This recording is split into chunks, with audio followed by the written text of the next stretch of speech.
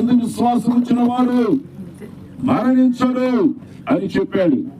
నా యందు విశ్వాసం ఉంచిన వాడు మరణించడు అని సర్వలోకానికి చాటిన వాడు నజరేయుడైన యేసు. ప్రియమైన దేవుని బిడ్డలారా, ధనవంతుడొకడు ఉదారంగా వస్త్రం ధరించుకొని వాడు ఎంతో వైభవంగా బతుకుతున్నాడు. వాడు టేబుల్ మీద తింటుంటే వాడు తిన్నది రోడ్డు మీద పడతా ఉంది. అక్కడ లాజరు ఉన్నాడు ఇంటి ముందు. వాడు తిని కింద పడినవి ఏరుకొని తింటున్నాడు, కురుపుతో ఉన్నాడు. వాడి ఇంటి నిండా కుక్కలే. ఈ కుక్కను పోయి ఆ దరిద్రుడైన లాజరు పుళ్ళు నాగుతున్నారు. వీడు అసలు ఈ ధనవంతుడు నరకానికి పోవడానికి కారణం కుక్కలు పెంచడమే మెయిన్. వాడు కుక్కలు పెంచడమే నరకానికి పోయాడు. కుక్కలు పుళ్ళు నాగుతుంటే చూస్తా కూర్చున్నాడు, అందుకనే పోయాడు నరకానికి. వాడు కుక్కలు పెంచుతున్నాడు. ఏదో తల్లిదండ్రులకు అన్నం పెట్టరు కానీ కుక్కలు పెంచేవాళ్ళు ఎక్కువ ఉన్నారు. జాగ్రత్త, అట్లాంటి వాళ్ళంతా నరకానికి పోతారు. ఆ ధనవంతుడు అట్లా తింటా కూర్చొని ఉన్నాడు.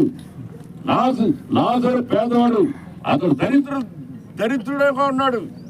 కానీ శరీరంతో ఉన్నప్పుడు అతనికి ఒక నిరీక్షణ, ఒక నిత్యత్వాన్ని గురించి ఒక ఆలోచన ఉంది.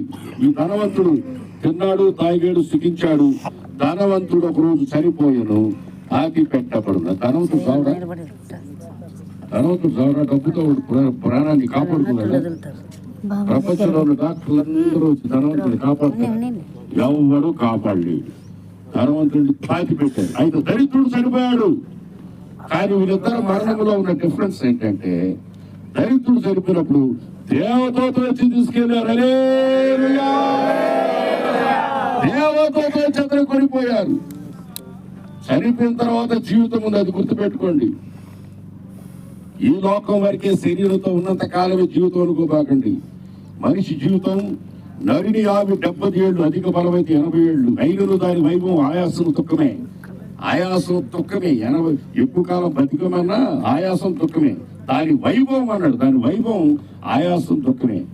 ధనవంతుడు చనిపోయాడు, లాజరు చనిపోయాడు. చనిపోయిన తర్వాత అతను తెలియని ఒక రాజ్యంలో కళ్ళు తీశాడు.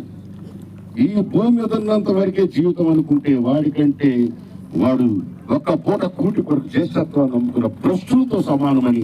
ఈ లోకంలో ఉన్న జీవితం స్వల్పమే, కొంతకాలం జీవితం మాత్రమే. ఇక్కడ చనిపోయిన అక్కడ కళ్ళు తెచ్చాడు. అగ్నిగుండంలో కాలుతూ ఉన్నాడు ధనవంతుడు. అగ్నిగుండంలో కాలిపోతున్నాడు ధనవంతుడు. కాలిపోతూ దాహం వేసింది. పైకి చూశాడు. అబ్రహాం రొమ్మున దరిద్రుడు అబ్రహాం రొమ్మున ఆనుకొని ఉన్నాడు. వీడికి కడుపు మండింది.